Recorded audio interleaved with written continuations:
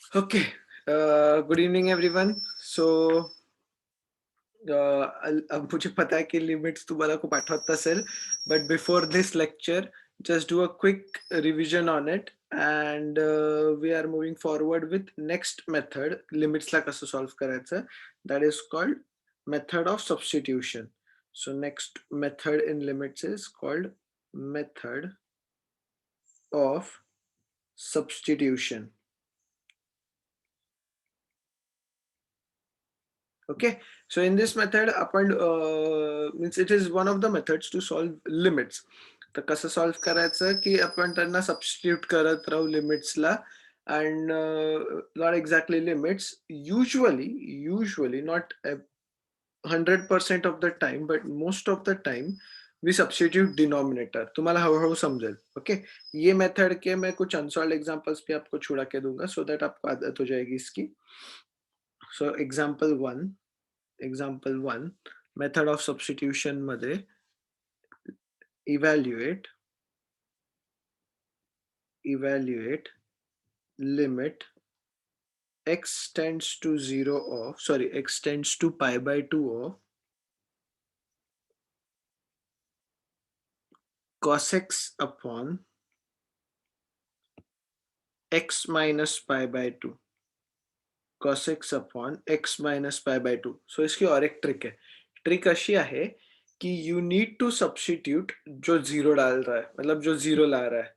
For example इथे zero कोण आणताय, एक्स डिनोमिनेटर में जीरो आने वाला है, कारण कि if I put x is equals to 90, if I put x is equals to 90 degree, ऊपर भी जीरो और नीचे भी जीरो, तो डिनोमिनेटर अपना खतरा वाला हो गया.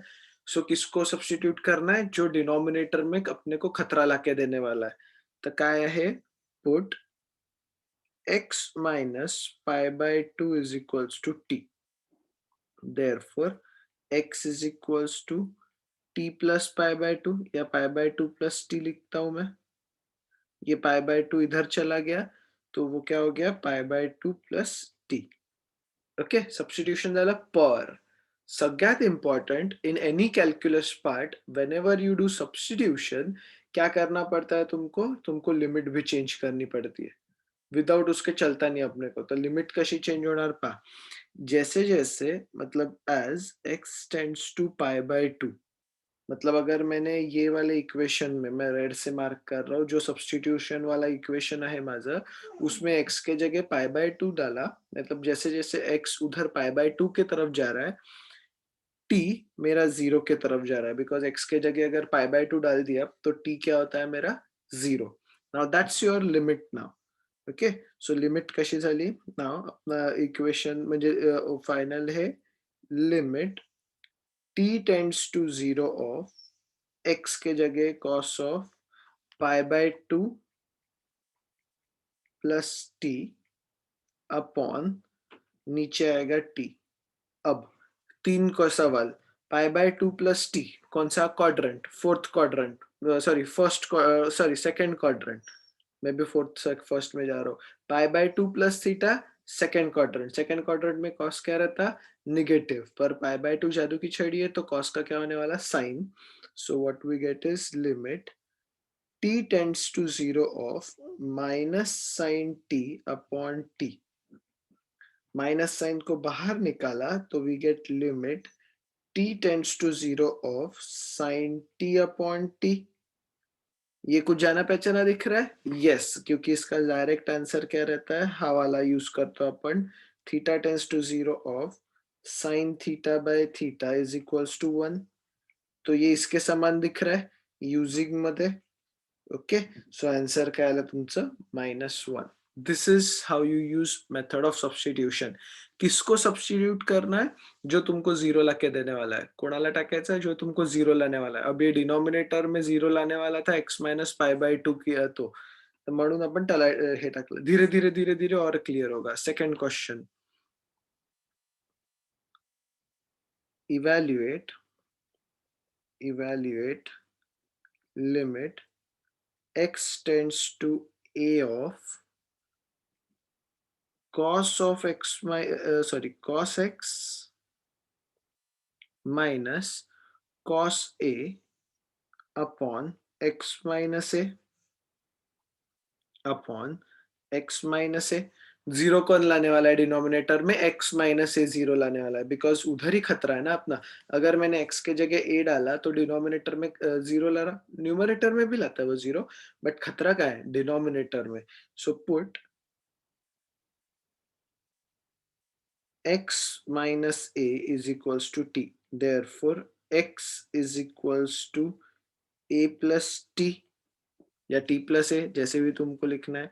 लिमिट्स चेंज करना है as x tends to a, मतलब अगर मैंने x के जगह ये वाले इक्वेशन में x के जगह a डाल दिया तो मेरा आंसर t का आंसर क्या था? Zero. t tends to zero. Okay, as x tends to a, t tends to zero. अब लिमिट्स चेंज हो गए। So limit t tends to zero of, limit t tends to zero of x के जगह डालना है मुझे cos of a plus t, cos of a plus t minus cos a upon t। ठीक है, using लिखेंगे फिर से पूरा क्योंकि याद करना है अपने को। cos c minus cos d is equals to 2 sin c plus d upon 2 into sine. अब ये नमूना वाला है क्या अपना? देखते हैं। ठीक है, so if I do a plus T,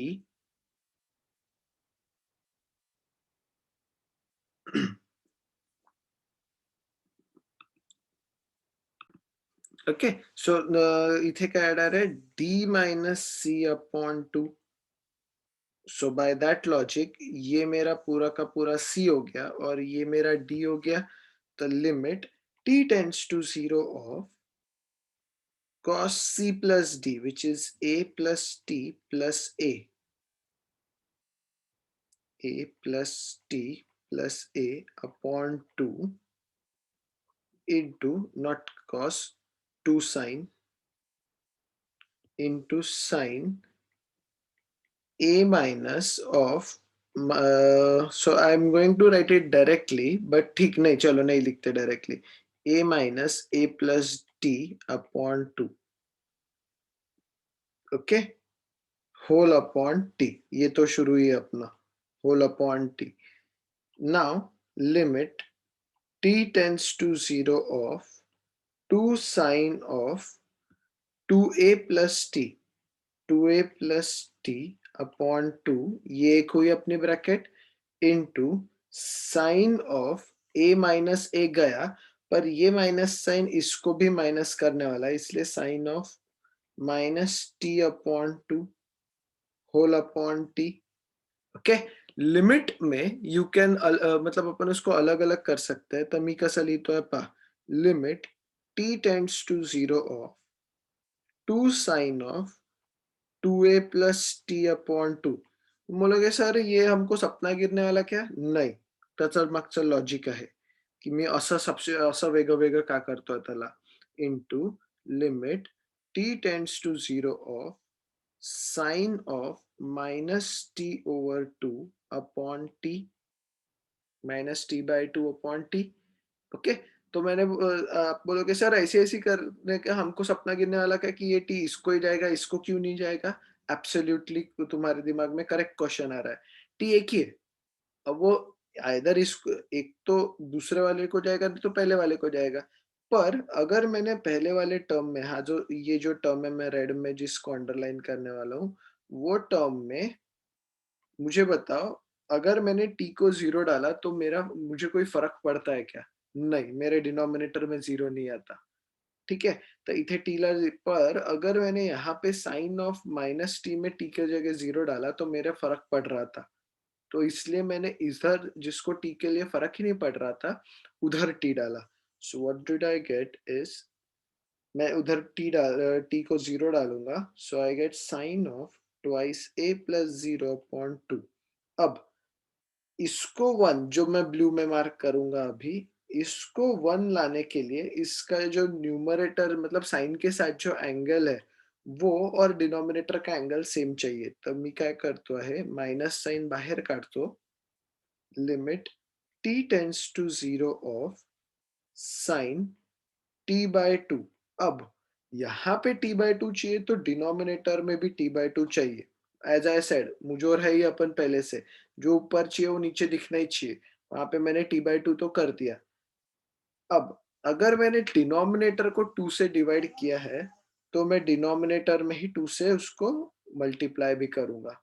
so I get this. मुझे ऊपर t/2 दिख रहा था, मुझे नीचे t/2 चाहिए था, बट अपन मुझे बट मैथमेटिकली अपन उसको ये नहीं कर सकते, कुछ भी नहीं कर सकते। सो t/2 लिख तो दिया, बट उसको बैलेंस आउट करने के लिए मल्टीप्लाई बाय 2 भी करना पड़ा मुझे। So I get 2 sine of twice a/2 into minus limit t tends to 0 of sine of t/2 upon t/2 into 1/2। ये 1/2 को बाहर ही रख दिया मैंने, उसकी जरूरत नहीं थी अभी मुझे। अब दिस जो मैं रेड में मार्क करूंगा, रेड में अंडरलाइन करूंगा, इसका आंसर तो 1 है। मतलब टेक्निकली तो -1 है उसका आंसर, बट याचा एवढ्या लिमिटच्या ब्रॅकेटचा तर आन्सर 1 है। क्यों 1 है? क्योंकि sin theta upon theta is technically यहाँ पे जो एंगल है, अगर तुमको याद होगा थोड़ा सा, तो यहाँ पे जो एंगल है वही यहाँ पे दिखना चाहिए। So what I get is 2 into 1, ये 2 और ये 2 भी गया, ये 1/2 को मैं बाहर सामने ला लिया, ठीक है, into sine a into -1। So final answer क्या बचा? ये और ये गया, we get minus sine a, we get minus sine a. Okay, क्या मिलेगा मुझे? माइनस साइन ए। सब्स्टिट्यूट कोणाला करायचा है? जो तुमको डिनोमिनेटर में खतरा लाके दे रहा है, जो भी खतरा होगा उसको सब्स्टिट्यूट करना है अपने को। नेक्स्ट प्रॉब्लम में शायद तुमको और क्लियर हो जाएगा। Evaluate evaluate limit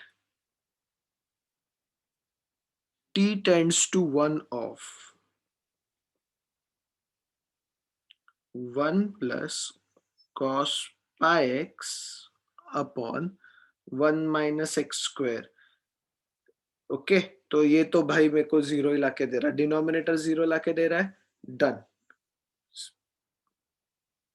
we can put 1 minus x is equals to t. 1 minus x square मत लेना गलती से भी, 1 minus x is equals to t उसको, क्योंकि बाद में स्क्वायर करना ही पड़ेगा अपने को। तो x is equals to 1 minus t, मतलब अगर x को इधर लेके आ गए तो t को इधर लेके आना पड़ेगा मुझे। So x is equals to 1 minus t. तो एज x टेंड्स टू 1, यहाँ पे t नहीं चाहिए, यहाँ पे x चाहिए, क्योंकि वहां पे गलत लिखा है। एज x टेंड्स टू 1, मतलब ओरिजिनल क्वेश्चन में x टेंड्स टू 1 चाहिए। x टेंड्स टू 1 मतलब अगर मैंने यहाँ पे x के जगह 1 डाल दिया, t tends to 0, t tends to 0. So let's calculate answer. Limit t tends to 0 of 1 plus cos pi, x के जगह डालना है मुझे 1 minus t upon t square. Okay, so limit t tends to 0 of 1 plus cos of pi से multiply किया मैंने, pi minus pi t upon t square upon t square. So what we get is limit t tends to 0 of, अब फिर से सवाल, तीन सवाल, pi minus pi T, pi minus something 180 degree minus theta, कौन सा क्वाड्रेंट? सेकंड क्वाड्रेंट में cos क्या रहता? निगेटिव।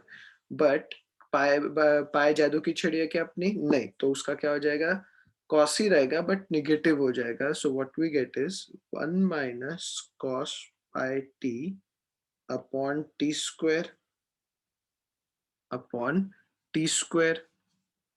अब दिस इज, मैंने उस दिन तुमको दो मेथड समझाए थे जो शायद से यहाँ पे दिख भी जाएंगे तुमको।